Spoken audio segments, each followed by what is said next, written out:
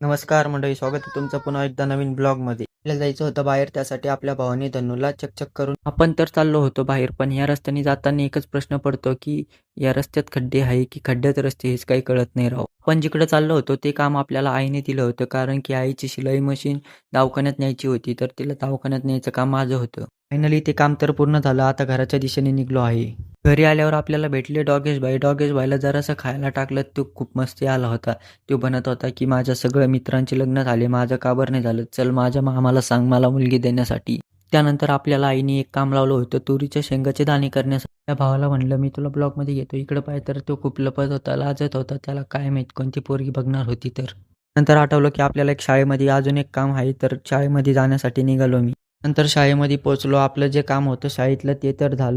त्यानंतर शाळेला bye bye करून घरी निघलोच होतो, तर आपल्याला अजून एक मित्र भेटला. त्याला आलता त्याच्या हायकोर्टाचा फोन. त्यानंतर जायचं होतं आम्हाला केक आणायला. आम्ही केक तर घेतला आणि आता घराकडे जाण्यासाठी निघालो. घरी आल्यावर केकचं मटर करायला घेतलं, पण त्याच्या आधी आपला भाऊ असा डोक्याला हात लावून का खाजवत होता काय माहित, त्याचं त्याला. त्यानंतर आली आपल्या घरी ताई. ताई संग थोडासा गप्पा मारून टाइम स्पेंड केला. ताई म्हणत होती लाडूला फोनमध्ये बघून हाय कर, पण तिला काय कळतं, ती अजून खूप लहान आहे. शेवटी केलंच तिने.